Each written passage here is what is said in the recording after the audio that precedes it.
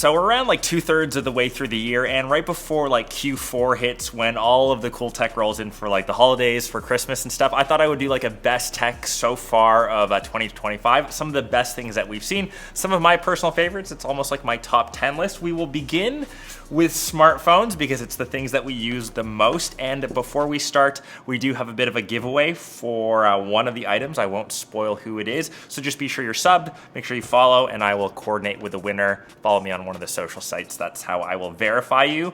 So 2 phones. The first one, this might raise some eyebrows, but I do have to give Samsung some love for the Samsung Galaxy S25 Edge. Obviously, this is their thinnest phone that they've made. They were pretty much the first to market in terms of like thin devices. I know in September we'll see that upcoming, the rumored iPhone 17 Air. Other devices in the future will naturally go towards thinner devices, but Samsung was the first to do it. It's a really cool device, really thin profile, especially if you are someone that rocks their phones naked without a case. It feels so nice to hold. Obviously, there are the drawbacks, like the battery, it isn't silicon carbon. If you're a power user, if you are someone that has a lot of screen on time, you might struggle to get to the end of the day.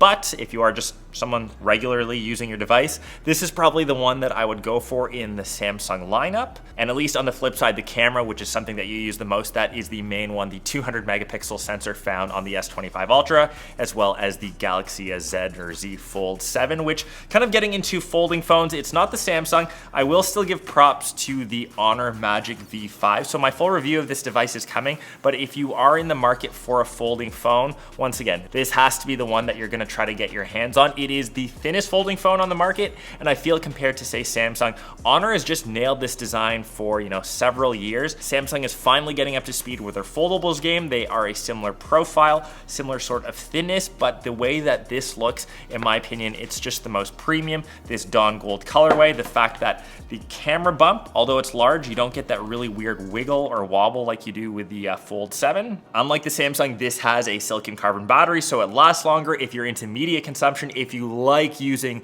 the larger screen and you like the idea of foldables, it is finally the time where you can say that these can almost replace candy bar style phones. It's just if you need to do it, because for the most of the time you can get by just on the cover screen, which, like I said, Honor has been making great folding phones for the past couple years. So from smartphones, we are switching into my favorite home piece of tech, and this one's really important to me as we are like so close to being done our final house build. Robot vacuums, I plan to have one on every floor of the house. This is the brand new Narwal Flow, like their flagship level robot vacuum, which has seen some use already. The big upgrades to this you can actually see is the mop system on the bottom. So traditionally you have the 2 circular options on other robot vacuums. This one is a high-speed rolling track mop, which uses fresh water and firm pressure to wash away any stains in one go without spreading any of that gunk around. It's just way more efficient. The next thing, it has something called a dual flow tangle-free system, which you can see this long roller here. It's actually made out of soft rubber as well as the soft bristles. So if you are someone that lives with someone with long hair, like my wife, if you've got a pet that leaves a lot of hair around, this really helps to keep all of that tangle free. Some other cool things about this to make it like your all-in-one, this mop, you can see it has a bit of space here that goes right to the edge, so you can get a deep corner cleaning. Obviously these bristles help move that debris as well. These wheels are also the most rugged that I've seen, so this can actually climb over obstacles up to 1.57 inches. So say you have different rooms where you have like those little dividers, say you have a little balcony ledge, this robot vacuum can actually climb over and continue cleaning in other rooms. You can obviously set no-go zones within the app. All the controls are through there, and this is the most powerful robot vacuum I've seen at 22,000 pascals of suction power. So if you're looking for the latest and greatest, this is by far the best one that I've tested in 2025, and trust me, I've reviewed a lot of them. This one is making it to my house. Okay, so moving on to laptops, obviously I had to feature some with the brand new NVIDIA RTX 50 series because these are absolute beasts. So as an example, these ones are both from Alienware. They are rocking slightly different cards. They look very similar, kind of front facing. One has the RTX 5060 in it, and this one has the 5070. The names kind of reflect that, this being the Alienware 16 Aurora and this being the 16X Aurora. Obviously you have the flagship card, the 5090, which is reserved for the best of the best, but for just gaming laptops in general. So these are kind of positioned, say you are like back to school, that's right around the corner. If you're going towards a professional program, if you're going to your master's, you're taking your MBA, you have a bit more money, you're not like a broke ass undergrad student. These ones will definitely fit your bill for performance. So obviously you can run really high level programs. You can do anything from, high level AutoCAD, you can do a lot of computer programming, but you can still rock out on any of the game's AAA titles that you want. So obviously the big benefit of the new 50 series is frame gen. So you can kind of create artificial frames for gameplay. For example, the game that I've been spending a lot of time on is Space Marine 2, which I picked up on Prime Day for 50% off. This 16X gets up to 240 hertz because it has the panel or the display that supports that. The 16 just has 120 hertz, so you can really maximize your frame rates. And obviously pricing these will kind of vary on how you decide to spec them, other than the graphics cards, of course. So for example, this one has the Intel Core Ultra 9, whereas the one on the bottom has the Core 7. And something else that I do like about both of these, if this is your all-in-one and you want to dock it, most of the I/O ports are actually on the back. So when you are creating a desk setup, you can just kind of plug in all of the I/O here. These are actually both spec'd with 32 gigs of RAM, a terabyte SSD. It's still cheaper than getting, say, like a budget laptop and a standalone like desktop for gaming. Just get an all-in-one, which have gotten so much better, especially with the new graphics cards, especially with frame gen. You can get like crazy frame rates on some of the best games that have currently come out.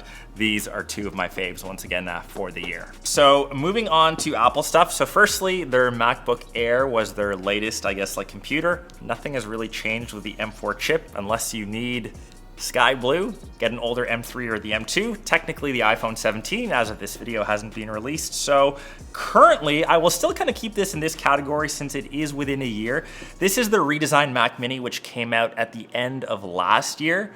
Super cute, affordable, cheap, maybe my go-to desktop recommendation. And for Apple stuff, maybe my favorite product that they've come out with, like I said, in the past year, until we see what they come out with that iPhone 17 Air. I will be there. Fingers crossed. There might be an orange iPhone. I have to be there. Okay, moving on to some photo slash like video tech. This isn't technically new, but it's the most used piece of tech that I think I've used like in this year. So this is the Sony a7CR, full frame camera, super thin profile. This is probably my favorite camera that Sony makes. Really portable, really easy to do street photography. And I've actually paired it with the 40mm 2.5 to give it this really like cute form factor with this prime lens. This is what I took on one of my last personal trips to Japan. This is something that I always throw in my bag. If you have like large enough pockets or even like a small little EDC bag, you can kind of keep this on you. I love this little compact form factor. This thing still shoots like in S-Log. It's got a full frame 61 megapixel sensor. So most of the stuff that you see that I take on IG, any photos, all of the thumbnails that I shoot, it's just with this nifty little guy. I would take this over a Leica. I would take this over like the Fujifilm, even like the new Sony camera. Was that the RX1R? Like Mark III? I'm losing track of like Sony's naming schemes. That is like $5,000. That doesn't have like in-body image stabilization. It doesn't shoot an S-Log. The lens is fixed. Like, get this little guy instead. It's like the best small little cam. I get that it's pricey, but well worth it. All right, so switching to audio. This one is controversial. I've kind of gone back and forth, but these are the Nothing Headphones 1. Initially, I wasn't sold on the design, but as I've used them more, they have grown on me so much, and I just gotta give a huge shout out to Nothing for creating different looking tech. Like, they could have just gone with the easy cookie cutter route. Not saying what other brands are doing is bad, but if you glance these on the street, like if you know, you know, but if you don't, you'll be like, damn, what are those headphones? They look so unique in the space. Initially, I thought that these should just be completely circular, but I kind of dig what they've done around the outside. Of course, you can get them in either white or black. I also like that they still have some little analog buttons that you can press for controls, like kind of going to the next track. And these are actually powered, or the sound is made by Kef, which means that they sound good. Do I think that they're the best on the market, like the new Sony X100 like Mark 6s? Those are really good, but if you want a different pair of headphones that still sound good, they still give you active noise canceling, and once again are the most like unique looking things in the tech space, check out Nothing. They're really cool. So moving on to gaming, this one's like a really easy category because we've had no other gaming consoles other than the Switch 2, so it automatically takes the cake. Like nothing from PlayStation, like the PS5 Pro, garbage. Xbox, I guess they came out with like the Ally X, kind of like a collab with Asus. It is what it is. But for the Switch, this is like the first update that we've seen from the OG Switch. What is it, like 7, 8 years? We finally have a new piece of hardware. There are games that are like slowly trickling out. Initially, we just had Mario Kart, but now we have Donkey Kong Bonanza, which in my opinion was the best of the bunch that I initially tested on launch. It's fun. If you're a big like Nintendo fan, like you have to get it. You'll probably keep this for the next 8 years. Do I wish they made a Switch 2 OLED? Yes. Do I wish it was slightly smaller to make it a bit more portable? Yes. Am I upset that Nintendo finally updated some hardware? I'm happy about that. The best gaming console of 2025, end of debate, because there's really nothing else to pick from. For cool little like accessory tech that I also use and kind of swear by personally, so in my Switch 2, I have these new Play Pro cards. They're a terabyte. They have the fastest speed, so if you are someone that downloads a lot of games, get something that has proper storage and you can once again keep for 8 years. And once again, personally, Lexar stuff is something that I use like in my day-to-day workflow. So this is the SL500. You can see how beat up it is. It's got like this little Asus Bape sticker, I think, on the back. This is 4 terabytes. Literally in my day-to-day, I am using this to manage footage. All like the stuff, these project files will go on this so I can edit with a team. I can transfer footage quickly, and it is super thin. Keep it in my pack all the time. I will leave both like Lexar stuff. Once again, not sponsored by them. I just kind of swear by their stuff.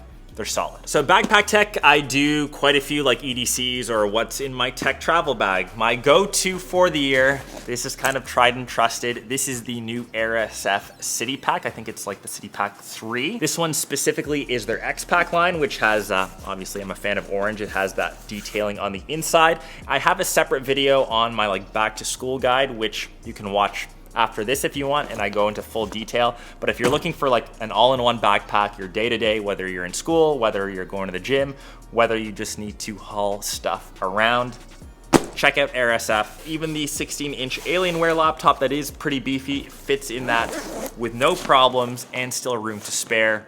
Solid piece of kit.